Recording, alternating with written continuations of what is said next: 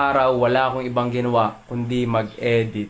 Sobrang dami kong na-record, natambakan ako ng mga i-edit. Tapos ang masaklap pa doon is naubusan ako ng memory. So nag-transfer, nag-delete, nag-download para matigdagan yung memory ko. Mamaya mag-workout ako dito lang sa bahay, home workout lang dyan sa aking calisthenics area.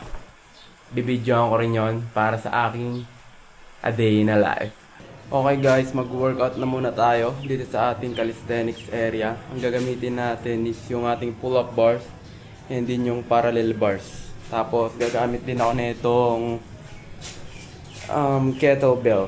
Ang workout ko for today is mag-whole body workout ako. So ayun, wag puro trabaho, mag-workout din tayo kasi ang goal is to become rich and healthy. Let's go!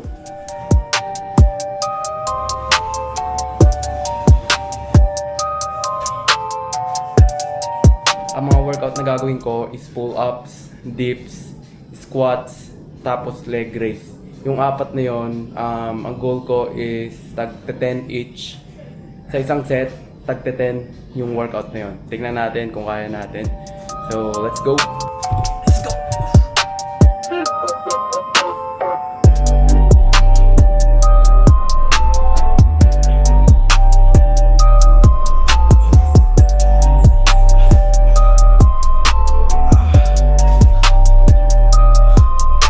First set, finish. Second set, finish.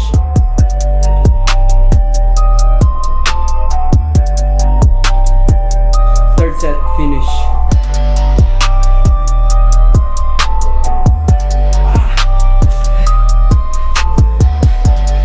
Fourth set, finish.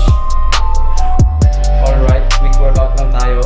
Dito ko na rin tatapusin yung daily vlog natin. Ang goal ko dito sa YouTube channel ko na to is ma-document ko yung proseso ng pagtupad ng pangarap ko, which is to become rich and healthy. If you want more contents like this, please like, click the notification bell button, and subscribe to my YouTube channel.